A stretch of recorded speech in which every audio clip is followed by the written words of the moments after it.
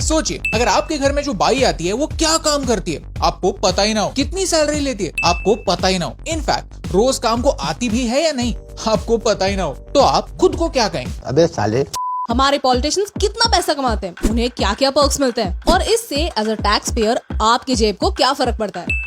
सवाल काफी इंटरेस्टिंग है और जवाब उससे भी ज्यादा। चलिए आज के इस वीडियो में जानते हैं कि हमारे ये सेवक कितना पैसा कमाते हैं। आई नो कि आपका टाइम बहुत इंपॉर्टेंट है, इसीलिए ये है सारे chapters, but I would highly recommend आप इस वीडियो को एंड तक देखिए और अगर आपको ये वीडियो अच्छा लगा तो अपने दोस्तों के साथ शेयर जरूर कीजिए क्योंकि उनकी भी ये जानकर बहुत जलने वाली है। चैप्टर 1, डेमोक्रेसी का कड़वा सच। डेमोक्रेसी एक काफी सुंदर शब्द है जो हर किसी को शिप का कैप्टन बनने का मौका देता है, किसी भी बेसिस पर डिस्क्रिमिनेशन नहीं करता, सबको एक इक्वल अपॉर्चुनिटी देता है, भले वो इंसान शिप का कैप्टन बनने के लिए क्वालिफाइड हो या ना हो। आपको क्या लगता है एक एमएलए बनने के लिए कितने एजुकेशन की जरूरत होती है? ग्रेजुएशन नहीं। 12th पास? नहीं। 10th पास? बिल्कुल नहीं। आपको किसी भी तरह के एजुकेशन की जरूरत ही नहीं है। ये शायद उस जमाने के लिए ठीक था जब भारत जस्ट आजाद हुआ था, तब हमारा लिटरेसी रेट बस 12% था।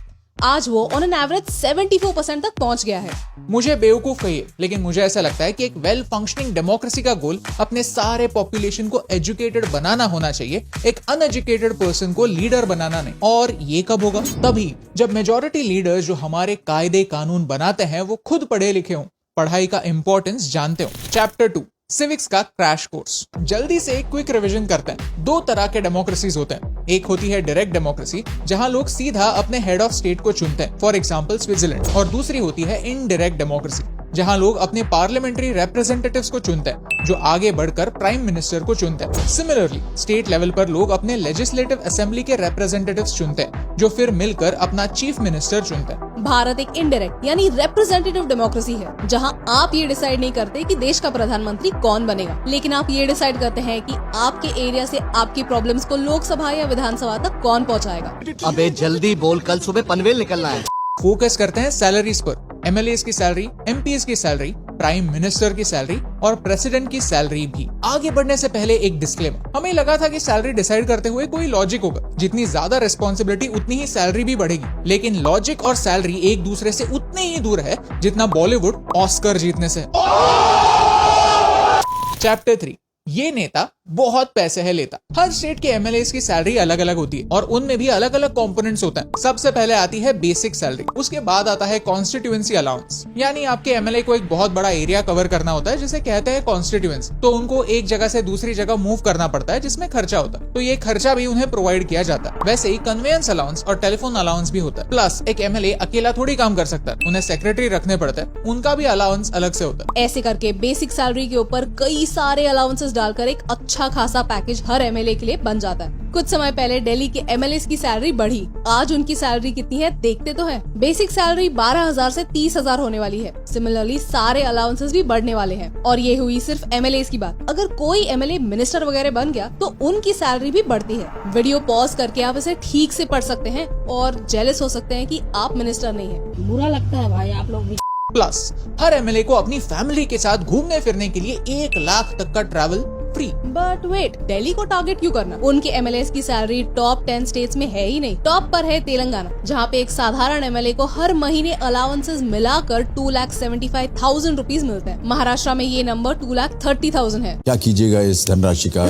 चैप्टर 4, बड़े लोग। एक एमपी की बेस सैलरी 1 लाख रुपए होती है। उसके ऊपर उन्हें कई बेनिफिट्स अलाउंसेस के रूप में मिलते हैं। इन टोटल हम हर एमपी पर 2,96,000 रुपीज खर्च करते हैं। कोविड के समय 1 साल के लिए एक ऑर्डिनेंस पास करके ये नंबर 2,31,000 कर दिया गया था। हर एमपी को रहने के लिए रेंट फ्री घर मिलता है, शॉफर ड्रिवन गाड़ी मिलती है और मेडिकल ट्रीटमेंट का भी खर्चा सरकार उठाती है। प्लस कोई भी एमपी अपना आईडी कार्ड दिखाकर ट्रेन में फर्स्ट क्लास में ट्रैवल कर सकता है। हमारे प्राइम मिनिस्टर की सैलरी है सिर्फ 2 लाख रुपए। इसका मतलब है कि हमारे प्राइम मिनिस्टर की सैलरी कई स्टेट्स के चीफ मिनिस्टर से भी कम है। चीफ मिनिस्टर्स को खुद की सैलरी के साथ साथ एक एमएलए की सैलरी भी मिलती है। मस्त प्लान है।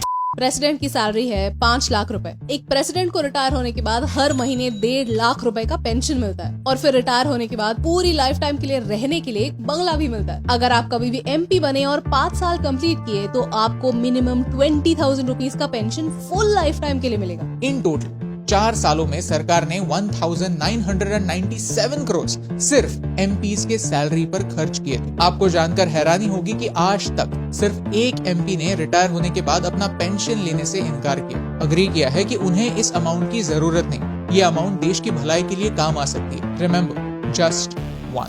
चैप्टर 5, कहना क्या चाहते हो? अब आप पूछेंगे, अरे कहना क्या चाहते हो? आज के टाइम हर एमपी, हर मिनिस्टर की सैलरी इन्फ्लेशन के हिसाब से एडजस्ट होती है। हर 5 साल बाद नए एमपीज इलेक्ट होते हैं तो उनकी सैलरीज भी बढ़ती हैं। फॉर एग्जाम्पल, अगर कॉस्ट ऑफ लिविंग 5% से बढ़ी तो उनकी सैलरी भी उतनी ही बढ़ती है। यानी इन्फ्लेशन का इम्पैक्ट हमारे लीडर्स पर नहीं होता। अच्छी बात है, लेकिन क्या ये सेम लॉजिक देश के हर सिटीजन पर लागू होता है? सिमिलरली, जो लोग इस देश को चलाने के लिए पैसे देते हैं, यानी टैक्स पेयर्स, आप और मैं, क्या उन्हें ये सेम फैसिलिटी मिलती है? भारत के सबसे बड़े फिलोसोफर ने एक फिलोसॉफिकल मंच पर काफी सही बात बोली है। ਤੁਹਾਡਾ ਕੁੱਤਾ टॉमी, साडा कुत्ता कुत्ता।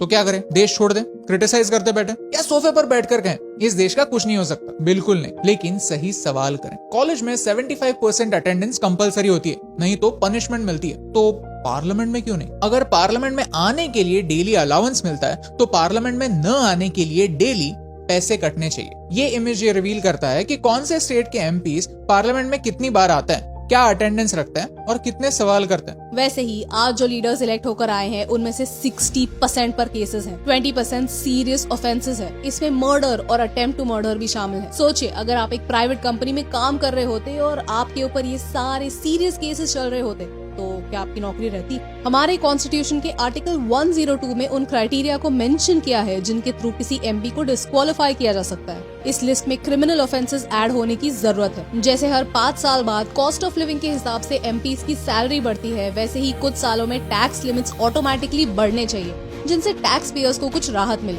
A few years ago, the Prime Minister asked people to give up LPG subsidy voluntarily, and I feel that was a good move. At the same time, मुझे लगता है कि ये ऑप्शन MPs के लिए भी अवेलेबल होना चाहिए, एक्स प्रेसिडेंट्स के लिए भी होना चाहिए, जिन्हें इस पेंशन की जरूरत नहीं है, जिन्हें इन अलाउंसेस की जरूरत नहीं है, उन्हें वॉलंटरली इसे गिव अप करना चाहिए। What do you think?